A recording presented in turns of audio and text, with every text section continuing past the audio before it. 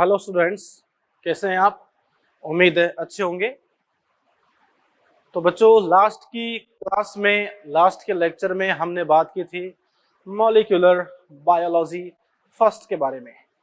हमने कहा था कि साहब किस तरीके से आनुवांशिक कूट होते हैं, किस तरीके से जेनेटिक कोडोन हुआ करते हैं। फिर वो जो जेनेटिक कोडोन है बच्चों, वो किस तरीके से जो इंफॉर्मेशंस वगैरह होती है उसको क्रिएट करते हैं, वो सब हमने बात देखी थी। अब बच्चों हम लोग बात करते हैं इसमें आगे। सबसे पहले हम बच्चों यहाँ पे चर्चा अपनी शुरू करते हैं। एंड ये जो बच्चों यहाँ पे चर्चा है, हम सबसे पहले शुरू करते हैं टीआरएनए के बारे में। टीआरएनए बोले तो टीआरएनए ट्रांसफर आरएनए। देखो बच्चों, टीआरएनए जो है उसमें हम सबसे पहले कुछ इस प्रकार से कंडीशन देख सकते हैं कि टीआरएनए का पूरा नाम है ट्रांसफर आरएनए। इसका मतलब ये है कि साहब इसकी जो संरचना है, इसका जो कार्य है, अगर आप पहले कार्य को देखो तो इसका काम है ट्रांसफर करना। जैसे ये मान लो बच्चों, यहाँ पे एमआरएनए है, this is mRNA, and mRNA के ऊपर यू, इस प्रकार से जो आप देख रहे हो ये बच्चों यहाँ पे कोडोन है AUG, CUG, UGA। देखो बच्चों इस प्रकार से कोडोन है ना। अब ये जो AUG है, ये कोडोन दर्शाता है मेथियोनिन को। तो बच्चों इस कोडोन के ऊपर आएगा मेथियोनिन आएगा। ये लो, AUG जो है वो किसको शो करता है? वो शो करता है मेथियोनिन को। तो बच्चों यहाँ पे मेथियोनिन आ गया। लेकिन इस मेथियोनिन को लेके कौन आता है?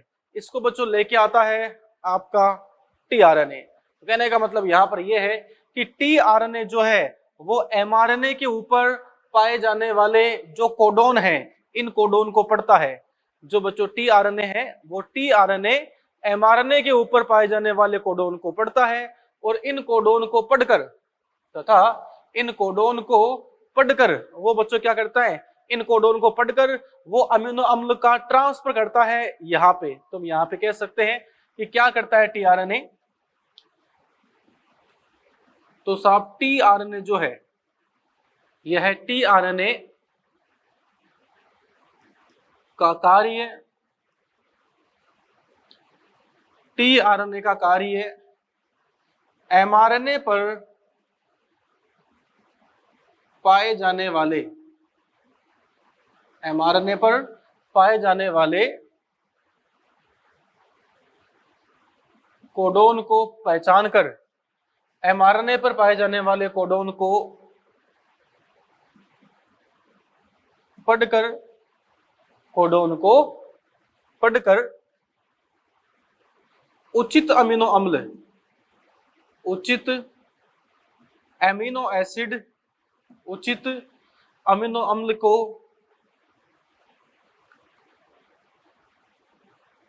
पहचान कर वहां पर व्यवस्थित करना है, वहां पर व्यवस्थित करना है।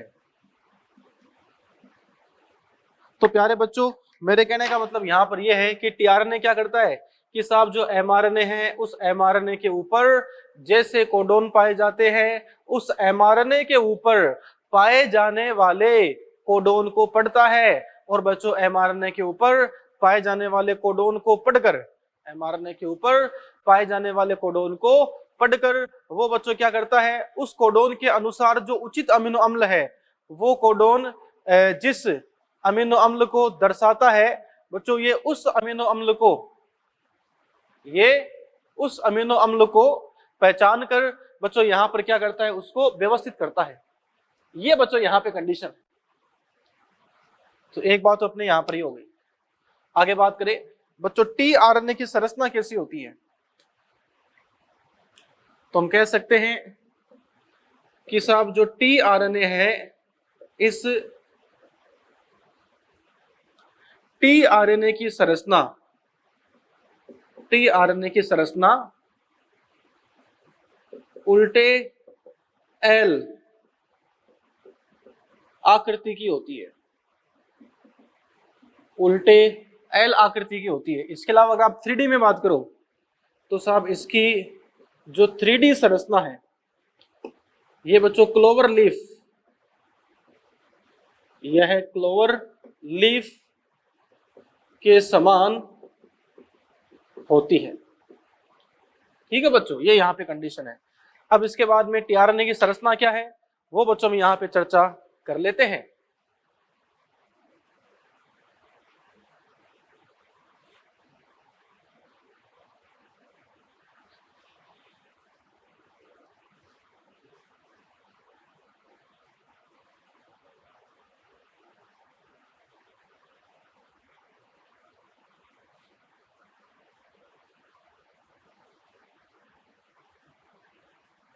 हाँ जी, तो पहले बच्चों चर्चा अपनी शुरू करते हैं। देखिए, सबसे पहले बात करते हैं हम लोग structure of tRNA. Structure of tRNA की साहब जो टीआरएनए है, इस बच्चों टीआरएनए की संरचना कैसी होती है, आइए करते हैं बच्चों इसके बारे में चर्चा। ठीक है, देखते हैं। हाँ जी, तो प्यारे बच्चों हम सबसे पहले यहां पर बात ये करते हैं कि जो टीआरएनए है, अगर आप कंडीशन देखो टीआरएनए के बारे में तो हम कह सकते हैं बच्चों टीआरएनए की संरचना कछु इस प्रकार से हुआ करती है।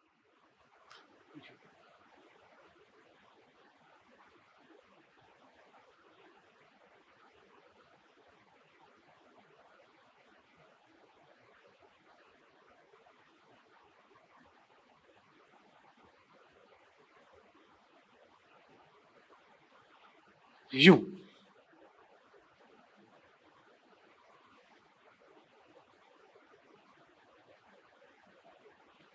ये जो बच्चों आप यहां पर कंडीशन देख रहे हैं, ये कंडीशन बच्चों यहां पे है टीआरएनए की।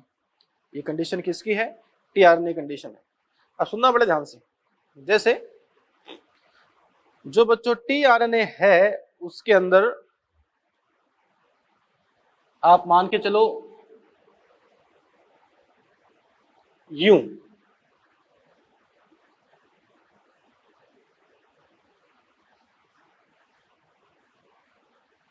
ये बच्चों यहां पे है 5 डेज आरएनए का भाग, ये बच्चों यहां पे 3 डेज भाग, एंड ये जो आप देख रहे हो ये बच्चों यहां पर है ए सी सी। ये बच्चों यहां पर क्या है? ये यहां पर है ए सी सी। फिर बच्चों आगे हम कंडीशन देखें तो अपन कह सकते हैं कि यहां पर इस टीआरएनए के अंदर ये जो आप देख रहे हो इसे बच्चों हम लोग बोलते हैं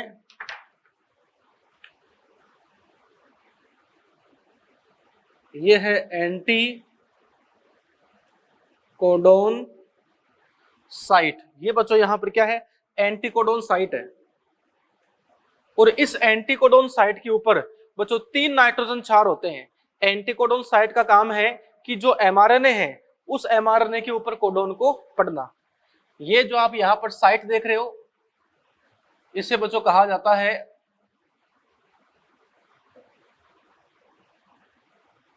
amino acid binding site. Amino acid binding site इसको हम लोग बोलते हैं। फिर देखो बच्चों एक साइट यहां पर ये है, ये जो बच्चों आप विशेष यहां पर देख रहे हो इसे हम लोग कहते हैं, अगर आप कंडीशन देखो तो हम इसे कह सकते हैं, ये बच्चों यहां पे है डी एच सी आर्म, या बच्चों इसे कहा जाता है डी आर्म। उसके बाद में यह आप कंडीशन देखो, इसे बच्चों कहा जाता है टी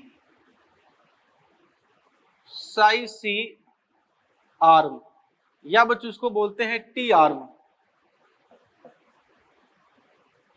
ये है टी साई सी आर्म, ये बच्चों यहां पे है टी आर्म। समझ रहे बात को? अब सुनना बड़े ध्यान से। जैसे बच्चों ये जो यहाँ पर एमिनो एसिड बाइंडिंग साइट, इसका काम क्या है? सबसे पहले आप देखो एंटीकोडोन साइट। जैसे मान लो बच्चों ये एमआरएनए है, सपोज ये बच्चों यहाँ पर क्या है? एमआरएनए, और यहाँ लिखा है मान लो बच्चों इस तरीके से CUC। तो इस CUC ये जो बच्चों यहाँ पर एक कोडोन है एमआरएनए के ऊपर, ये जो आप कोडोन देख रहे हो, इस कोडोन को पढ़ने के लिए इसका जो एंटीकोडोन है वो यहाँ पे होगा। तो CUC को बच्चों पढ़ सकता है GAG, ये से पढ़ सकता है। तो बच्चों हर कोडोन को पढ़ने के लिए यहाँ पर क्या होता है? एक टीआरएनए होता है, और कोडोन को पढ़ने का काम टीआरएनए का एंटीकोडोन साइट करता है। तो हम कह सकते हैं कि इसका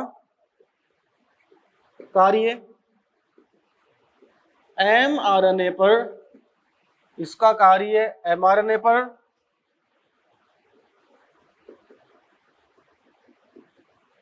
पाए जाने वाले, इसका कार्य एमआरएनए पर पाए जाने वाले कोडोन को रीड करना है, कोडोन को पढ़ना है। समझ रहे बात को? फिर बच्चों एंटी का काम क्या है? एमआरएनए पर पाए जाने वाले कोडोन को पढ़ना। अब ये जो यहाँ पे एंटीकोडोन है, वो एंटीकोडोन साइट पढ़ लेती है एमआरएनए के ऊपर पाए जाने वाले कोडोन को। अब एमआरएनए का वो कोडोन जिस अमीनो अम्ल को दर्शाता है, वो जिस अमीनो अम्ल को संकेत करता है, वो जिस अमीनो अम्ल को कोड करता है, टीआरएनए जाकर उस अमीनो अम्ल को ले आता है, रखता है अपने ऊपर, यहां पर एमिनो एसिड बाइंडिंग साइट। तुम कह सकते हैं यह उचित एमिनो एसिड को, यह उचित एमिनो एसिड को अपने ऊपर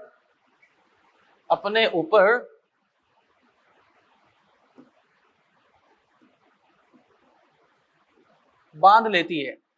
तो बच्चों एमिनो एसिड बाइंडिंग साइट जो है, यह एमिनो एसिड बाइंडिंग साइट उचित अमीनो अम्ल को अपने ऊपर बांध लेती है।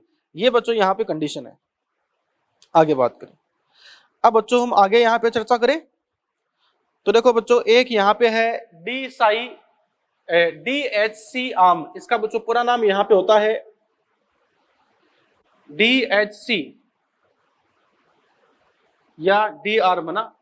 इससे हम बच्चों यहाँ पे कह सकते हैं कि आरएनए जो है, इस आरएनए से प्रोटीन का निर्माण होता है। तो एंजाइम्स वगैरह जो होते हैं वो बच्चों एंजाइम्स यहाँ पे जुड़ते हैं।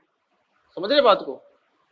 ये बच्चों DHU आर्म होता है, ये है DHU। इसको बच्चों बोलते हैं डाईहाइड्रोक्सी यूरिडीन आर्म। उचित एंजाइम जो है, जिस एंजाइम को जुड़ना है, ये उचित एंजाइम्स इसी स्थल पर जुड़ते हैं। बच्चों उचित एंजाइम जो है वो इसी स्थल पर जुड़ते हैं, DHU स्थल पर जुड़ते हैं। ठीक है बच्चों। इसके बाद में अगर आप नेक्स्ट कंडीशन यहाँ पे देखो तो प्यारे बच्चों हम यहाँ पे कह सकते हैं, एक इसमें होता है TSIC साइट। ये बच्चों यहाँ पे है TSIC साइट। ये क्या थी? DHU site. बच्चों THC साइट जिसको हम लोग बोलते हैं T, बोले तो थाइमिडिन। ये बच्चों यहाँ पे है थाइमिडिन, या उसको आप लोग बोल सकते हो, सॉरी, ये बच्चों यहाँ पे है शूडो, शूडो थाइमिडिन। टी मतलब शूडो थाइमिडिन या सी साइटिडीन साइट। ये जो बच्चों यहाँ पे साइट, इसका काम क्या है? राइबोसोम जो होता है,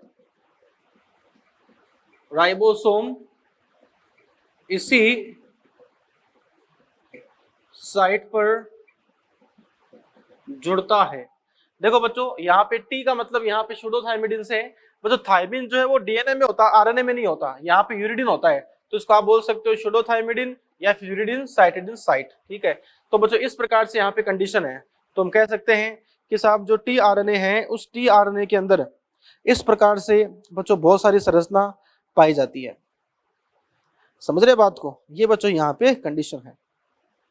अब इसके बाद में आगे हम चर्चा करें तो आगे बच्चों अपन यहाँ पे कह सकते हैं कि साहब जो अपने पास में ये टी आरएनए है बच्चों, इस टी आरएनए के अंदर जो आप इस तरीके से संरचना देख रहे हो, ये संरचना, इसे बच्चों बोलते हैं स्टेम, ये स्टेम है। एंड ये जो आप इस प्रकार से गोल गोल संरचना देखते हो, इसे हम लोग बच्चों बोलते हैं लूप, कि साहब ये यहाँ पे लूप है, ये बच्चों यहाँ पर क्या है, लूप है। इस प्रकार से आप कंडीशन देख सकते हो। आगे चर्चा करें तो देखो बच्चों यहाँ पर ये जो स्टेम आप देख रहे हो, इस बच्चों स्टेम के अंदर तो यहाँ पर बॉन्ड पाए जाते हैं, ये बच्चों यहाँ पे हाइड्रोजन बॉन्ड इस प्रकार से पाए जाते हैं। जैसे मान लो बच्चों यहाँ पे ए है, यू है, सी है, जी है, तो इसके सामने बच्चों यहाँ पर भी क्या आते हैं, नाइट्रोजन क्षार आते हैं, ये हाइड्रोजन बॉन्ड है। तो देखो बच्चों स्टेम जो होगा वहां तो बॉन्ड पाए जाएंगे इस तरीके से। ये बच्चों आपके पास में यहाँ पे संरचना हो गई एक टी आरएनए की, ये यहाँ पे क्या है, टी आरएनए की संरचना है। इसके अलावा अगर आप कंडीशन देखो तो बच्चों अपन यहाँ पे कह सकते हैं कि कोई भी जो टी आरएनए है उस टी आरएनए की संरचना बच्चों उल्टे एल आकृति की होती है। अगर आप इसको माइक्रोस्कोप की सहायता से देखते तो हम पता लगा सकते हैं। तो फिर बच्चों हम यहाँ पे कह सकते हैं कि टी आरएनए की संरचना जो है, इस टी आरएनए की संरचना में देखो बच्चों यहाँ पे 4 जगह होती है। एक यहाँ पे होता है एमिनो एसिड बाइंडिंग साइट, ये बच्चों वो साइट है जहां पे अमीनो अम्ल जुड़ा करता है। और कौन सा अमीनो अम्ल जुड़ेगा ये निर्भर करता है कि एमआरएनए के ऊपर कौन सा कोडोन है। ठीक है बच्चों,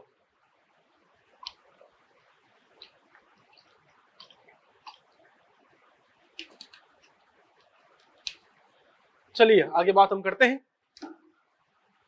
तो बच्चों इस प्रकार जो संरचना किसकी होगी, टीआरएनए की। यहां देखो बच्चों एक बात बताना चाहूंगा मैं आपको, जैसे कई बार बच्चों एग्जाम में क्वेश्चन यहां पे बन जाता है,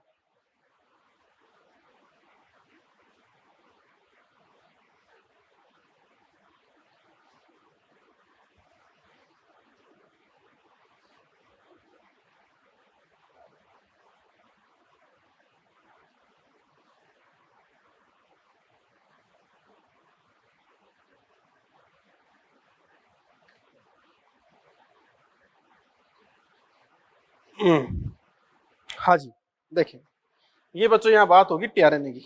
अब इसके बाद में नेक्स्ट चर्चा करते हैं हम लोग translation.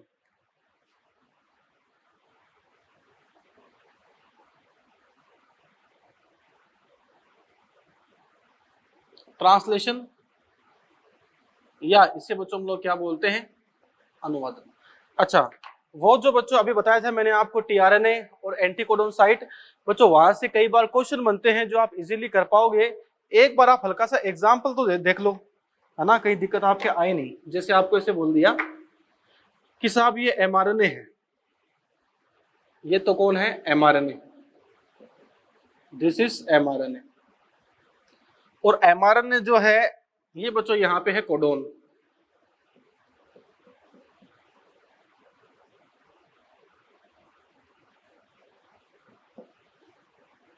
A U G C U A C सी,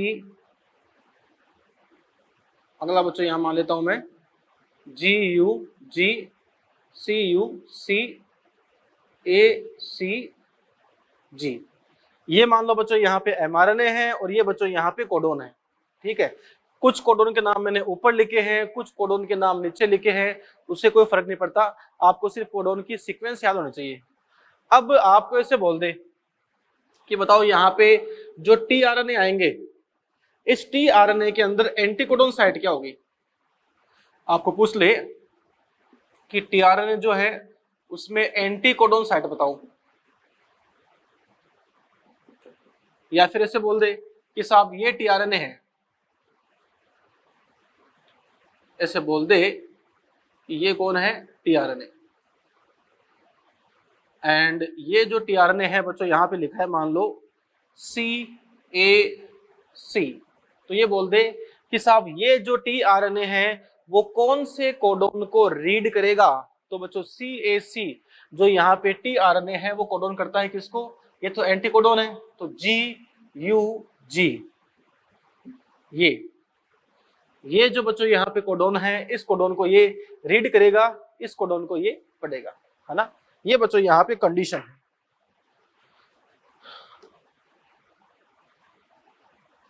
तो ये क्वेश्चन भी आपके आ सकते हैं, मेंटली आप इनके लिए प्रिपेयर रहो।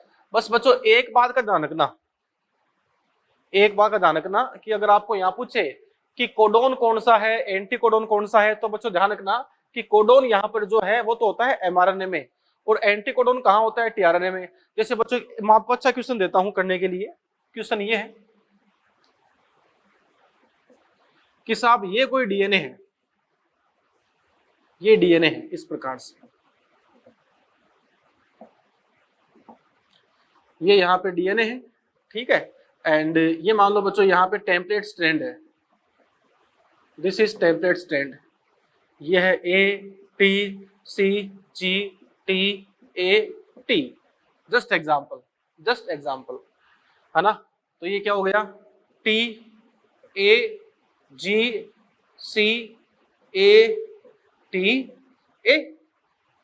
है ना, इस प्रकार से हो गया। AT के बीच क्या, डबल बॉन्ड, CG के बीच में triple bond, double bond double bond double bond. तो आपको पूछ लिया कि साहब यहां पर जो टीआरएनए होगा, इस टीआरएनए में कौन से एंटीकोडन होंगे, कौन से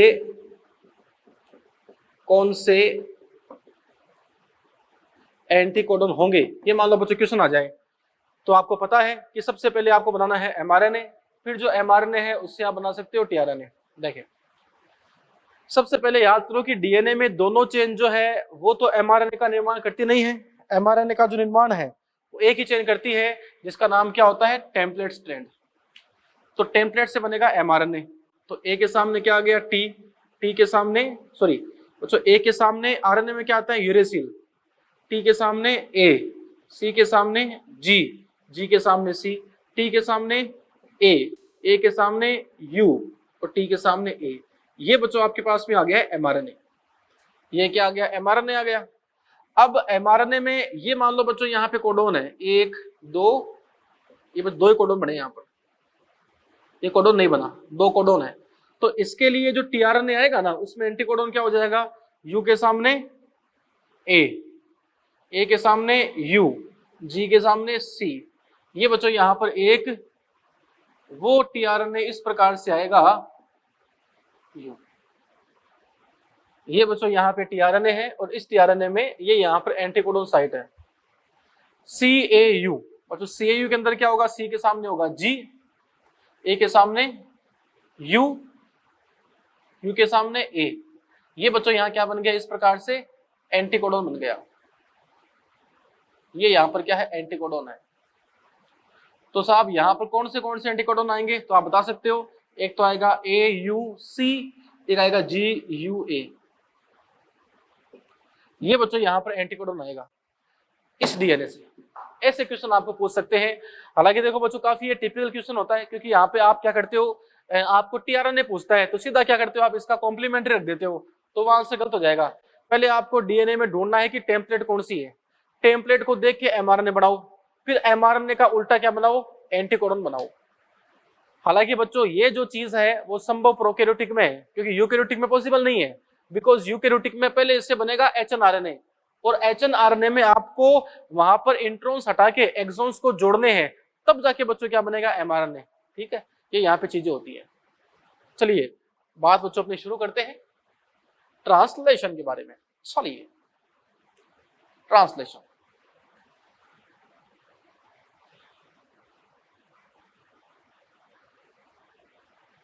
अनुवादन।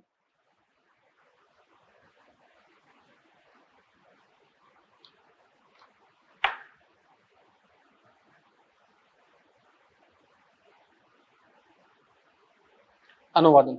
हाँ जी, देखें बच्चों, अनुवादन यहाँ पर जो है ट्रांसलेशन, जो उसका मतलब क्या है, तो अपन यहाँ पे कह सकते हैं कि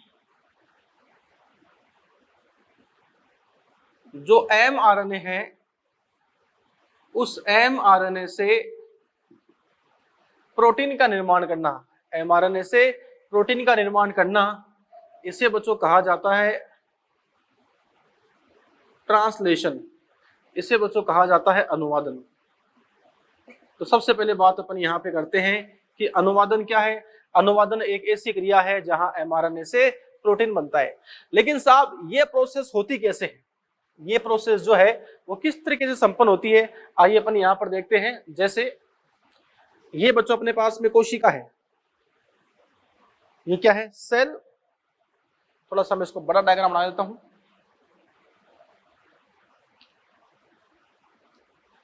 ये बच्चों यहां पर कोशिका है, इस प्रकार से मान लो, और इस कोशिका में ये कौन है, केंद्रक। ये बच्चों यहां पर क्या है, केंद्रक है। ये यहां पर न्यूक्लियस है। इस केंद्रक में दो झिल्लियां, ये केंद्रक की आउटर मेम्ब्रेन और ये बच्चों यहां पर केंद्रक की इनर मेम्ब्रेन। और केंद्रक की दोनों झिल्लियों के बीच में यूं, ये जो आप देख रहे हो, ये बच्चों यहां पर केंद्र के छिद्र पाए जाते हैं। ये क्या है, केंद्र के छिद्र है। इनको हम लोग बच्चों बोलते हैं न्यूक्लियर पोर। ये है न्यूक्लियर पोर, ठीक है। अब देखो बच्चों यहां पर सीन क्या बैठेगा, सीन ये बैठता है कि केंद्रक में होता है डीएनए। ये क्या है, डीएनए। डीएनए जो है सबसे पहले बच्चों इस डीएनए से क्या बनेगा, आरएनए। ये लो, डीएनए से क्या बन गया, आरएनए। और बच्चों डीएनए से आरएनए का बनना, इसे हम लोग क्या बोलते हैं, ये हम पढ़ चुके हैं। डीएनए से आरएनए का बनना, इसे हम लोग बच्चों यहां पे बोलते हैं ट्रांसक्रिप्शन। अब जो आरएनए है वो आरएनए न्यूक्लियर पोर से बाहर आता है, ये लो। और बच्चों अब ये जो आरएनए है, इस आरएनए से क्या बनती है, प्रोटीन बनती है। तो आरएनए से प्रोटीन का बनना, इसी को आप लोग क्या बोलते हो, ट्रांसलेशन बोलते हो। और ये क्रिया कहां पे होती है, ये जो बच्चों यहाँ पे क्रिया है वो हुआ करती है साइटोप्लाज्म के अंदर। ये कहां पे होती है, साइटोप्लाज्म में होती है। तो अपन यहाँ पे कह सकते हैं कि मतलब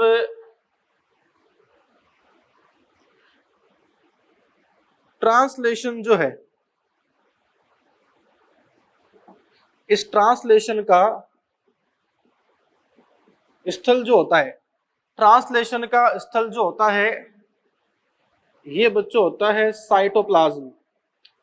ये होता है कोशिका द्रव्य। तो साहब कोशिका द्रव्य जो है, ये कोशिका द्रव्य बच्चों यहाँ पर क्या है, ये यहाँ पे है साइटोप्लाज्म का स्थल, ठीक है। ये बच्चों यहाँ पे ट्रांसलेशन का स्थल कोशिका द्रव्य है, साइटोप्लाज्म है। अब देखो बच्चों यहाँ पर दो कंडीशन आती है। एक कंडीशन आती है प्रोकैरियोटिक कोशिका में, वहां अलग तरीके से ट्रांसलेशन होगा। एक बच्चों आती है यूकैरियोटिक कोशिका में, यहां अलग तरीके से ट्रांसलेशन होगा। अगर आप यूकैरियोटिक सेल की बात करो तो हम कह सकते हैं इन यूकैरियोटिक सेल। बच्चों यूकैरियोटिक सेल में क्या होगा, यूकैरियोटिक कोशिका के अंदर क्या होगा, जैसे हम कह सकते हैं यहां पर तो कुछ यूं होगा कि जो ट्रांसक्रिप्शन है, जो ट्रांसक्रिप्शन है बोले तो जो अनुलेखन है, ये बच्चों अनुलेखन पाया जाता है न्यूक्लियोप्लाज्म के अंदर। कहां होगा, न्यूक्लियोप्लाज्म के अंदर।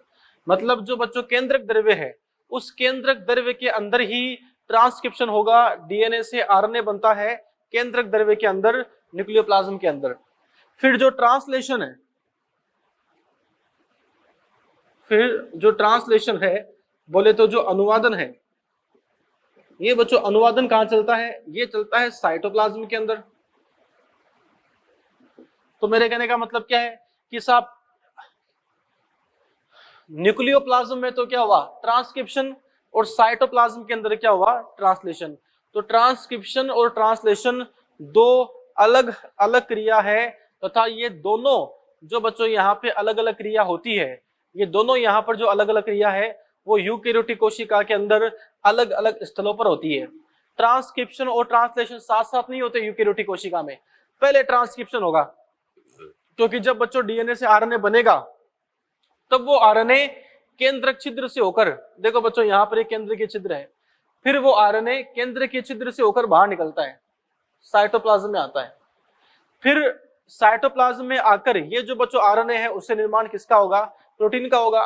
तो ट्रांसलेशन में आपने क्या देखा, एमआरएनए से प्रोटीन का बनना ट्रांसलेशन कहलाता है, और ट्रांसलेशन का जो स्थल है ये बच्चों क्या है, साइटोप्लाज्म है। यूकेरियोटिक कोशिका में ट्रांसक्रिप्शन और ट्रांसलेशन अलग अलग होते हैं, दोनों केंद्रक द्रव्य में और कोशिका द्रव्य में क्रमानुसार होते हैं। चलिए आगे चलते हैं। अगर आप प्रोकैरियोटिक की बात करो तो बच्चों वहां पे अलग कंडीशन है। प्रोकैरियोटिक में क्या होगा, जैसे हम यहां देख सकते हैं,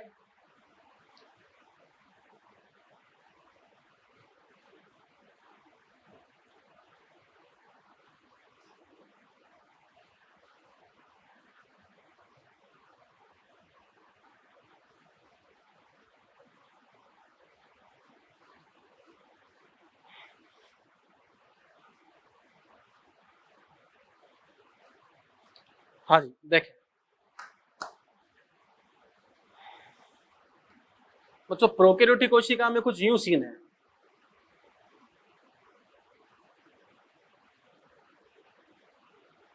ये यहां पे है prokaryotic cell, this is prokaryotic cell, ये बच्चों प्रोकैरियोटिक कोशिका है ना। इस प्रोकैरियोटिक कोशिका के अंदर यूं आप मान के चलो, ये बच्चों यहां पे होता है डीएनए, ये क्या है, ये बच्चों यहां पे है डीएनए, किसमें, प्रोकैरियोटिक कोशिका के अंदर। अब ये जो डीएनए है, उस डीएनए से देखो बच्चों इस प्रकार से आरएनए बन रहा है, मतलब आरएनए पूरा बना नहीं है, लगातार बच्चों यहाँ पे कंटिन्यू क्या हो रहा है, आरएनए बन रहा है। इसको आप ऐसे भी शो कर सकते हो, कछु ऐसे से,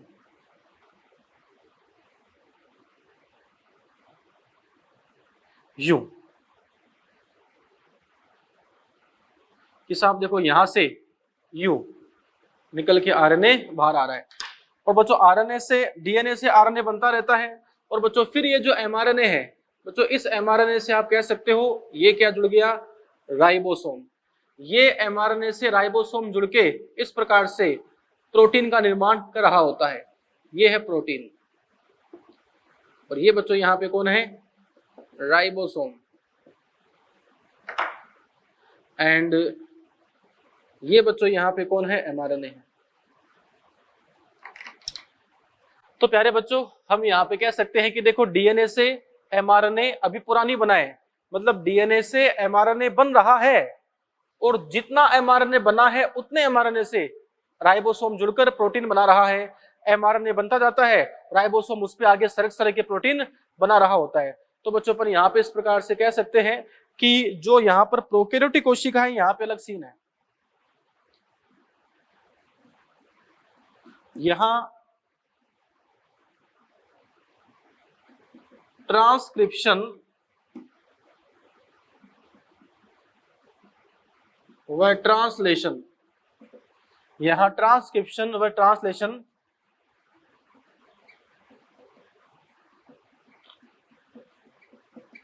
दोनों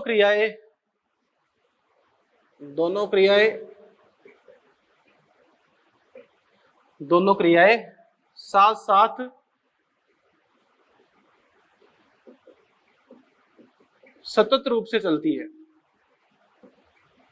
तो बच्चों कहने का मतलब क्या है कि साहब जो डीएनए है बच्चों, उस डीएनए से देखो यहाँ पे आरएनए लगातार बन रहा है, और बच्चों आरएनए से प्रोटीन यहाँ पे बन रही है। तो दोनों क्रिया जो है वो साथ साथ बच्चों कंटिन्यूअसली चल रही होती है।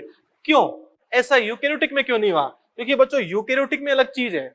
बच्चों यूकेरियोटिक में केंद्रक झिल्ली पाई जाती है, और केंद्रक झिल्ली के होने से यहाँ पर क्या होगा, यूकेरियोटिक कोशिका में देखो बच्चों मेरी बात सुनो आप, यूकेरियोटिक कोशिका में क्या होगा, पहले डीएनए से आरएनए बनेगा, अब उस आरएनए को कोशिका द्रव्य में जाना पड़ेगा, लेकिन यहाँ तो सारा है ही कोशिका द्रव्य, यहाँ तो केंद्रक झिल्ली है ही नहीं, यहाँ तो केंद्रक झिल्ली है ही नहीं, यहाँ तो जो है पूरा कोशिका द्रव्य है। समझ रहे बात को? तो बच्चों वहां पर तो क्या था, डीएनए से आरएनए बनता है केंद्रक द्रव्य में, और आरएनए से प्रोटीन के निर्माण के लिए जो एंजाइम है वो कोशिका द्रव्य में थे, तो पहले वो आरएनए बनता है फिर वो कोशिका द्रव्य में जाता है। लेकिन बच्चों यहाँ तो ऑटोमेटिकली जो आरएनए का निर्माण है वो कोशिका द्रव्य में हो रहा है, और बच्चों वो जो कोशिका द्रव्य में आरएनए बना है उससे बच्चों लगातार यहाँ पे क्या प्रोटीन बनती जा रही है, सतत रूप तो चलता है। क्यों?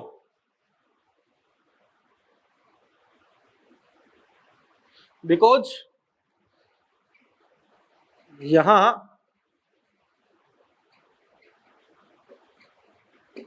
केंद्र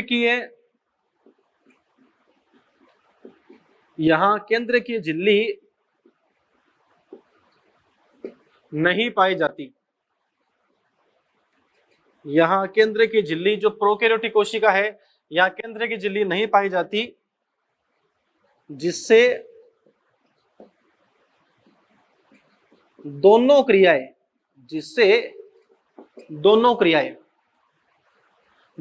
कौन सी, ट्रांसक्रिप्शन और ट्रांसलेशन, जिससे दोनों क्रियाएं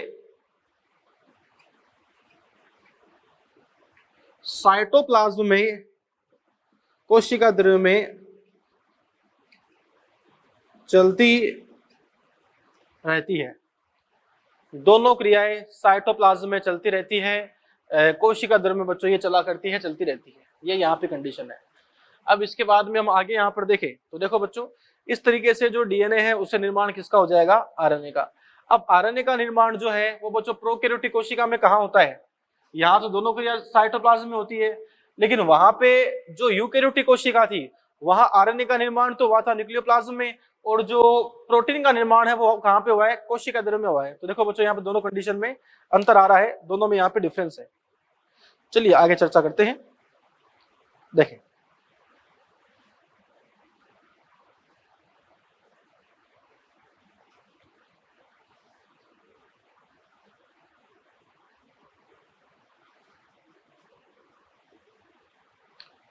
तो इस प्रकार से बच्चों हमने यहाँ पर देखा कि ट्रांसलेशन जो है वो बहुत ही महत्वपूर्ण क्रिया है, और इस ट्रांसलेशन के अंदर जो आरएनए है उससे बच्चों क्या बनती है, प्रोटीन बनती है। आगे देखो, अब प्रोटीन जो है, इस प्रोटीन का निर्माण जो है ये बच्चों किससे होता है, ये होता है एमिनो एसिड से, एमिनो एसिड्स द्वारा।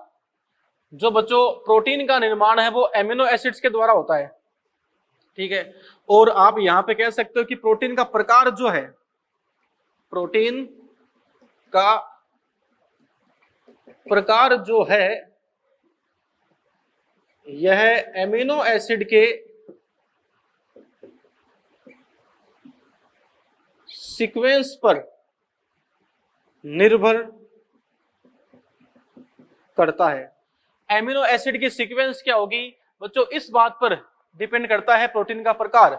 जैसे मान लो बच्चों यहाँ पे ये एमआरएनए है, अब ये जो एमआरएनए है, इस एमआरएनए के ऊपर बच्चों जो यहाँ पे कोडोन होते हैं बच्चों, उन कोडोन के अनुसार यहाँ पे क्या होगा, अमीनो अम्ल आते हैं, और बच्चों ये अमीनो अम्ल जो है पेप्टाइड बंध के द्वारा जुड़कर आप कह सकते हो प्रोटीन का निर्माण कर सकते हैं। तो इस प्रकार से हमने पढ़ा कि जो ट्रांसलेशन है उसके अंदर अमीनो अम्ल जुड़ते हैं, और ये जो अमीनो अम्ल है ये बच्चों जुड़ते किसकी सहायता से, ये बच्चों जुड़ते हैं पेप्टाइड बंध की सहायता से, पेप्टाइड बॉन्ड की सहायता से। तो इस प्रकार से हमने देखा कि आज के इस लेक्चर में कि भाई टीआरएनए जो है वो टीआरएनए किस प्रकार से अपनी संरचना दर्शाता है, टीआरएनए में कौन सी भुजा का क्या काम है, और जो कोडोन है तथा एंटीकोडोन है उनमें क्या डिफरेंस है कि साहब कोडोन का पूरक एंटीकोडोन होता है।